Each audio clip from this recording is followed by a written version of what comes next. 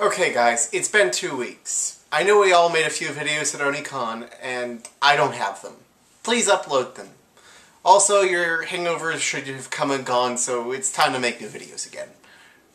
Speaking of OniCon, there's always a panel there on the state of the industry. This is unsurprising, as the people that run the con fall into one of two groups. Old friends of mine and industry insiders. The former happens when you've been around the Houston area anime fandom long enough. This year's panel on the state of the industry wasn't the complete doom and gloom festival that it's been in years past. There have been a number of developments that have begun to turn the tide in favor of more and better anime being produced. We now have simulcasts, and the fact is that the creators in Japan are beginning to stand up for themselves and their livelihoods. And people are beginning to respect that. We also have the proliferation of Blu-ray, which has eliminated a number of the more onerous restrictions the DVD format has placed upon subtitles in particular. But I also think it's time that we, as fans, begin to move to more sustainable models of fandom. The old model that served us back in the 1970s and 1980s served us quite well back then, but it started to break down during that rush in the late 1990s, and the licensing of most of the anime backlog. However, fans are creatures of habit, and they have a nasty way of considering themselves entitled to the works they enjoy. This has led to the continued development of practices that are now harmful to fandom itself.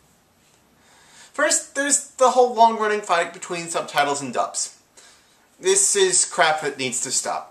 It alienates newcomers and people with learning disabilities and vision disabilities on one side, and people with a genuine interest in foreign media on the other.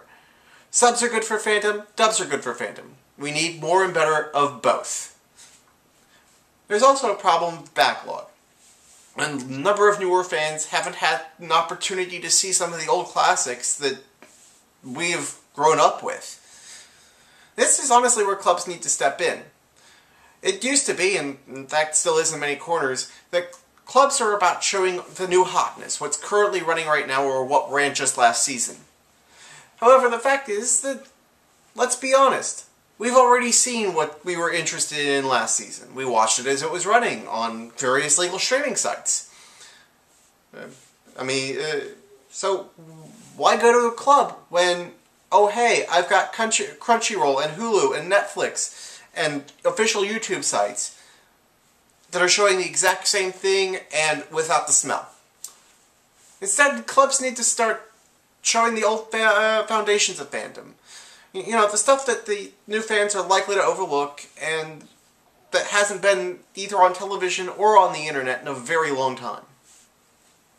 Lastly, we still need to be more willing to open our wallets, and not just at conventions. Patronize your local otaku store. If your area doesn't have one, there's always Right Stuff, though I'll admit that their non-media selection isn't as interesting as you get at your local otaku store. Your figurines and that kind of thing just aren't there. One last thing I've heard rumors of, at least on the industry side, is that they're talking about creating a dealer's rating system that will allow them to police and help cons book good dealers.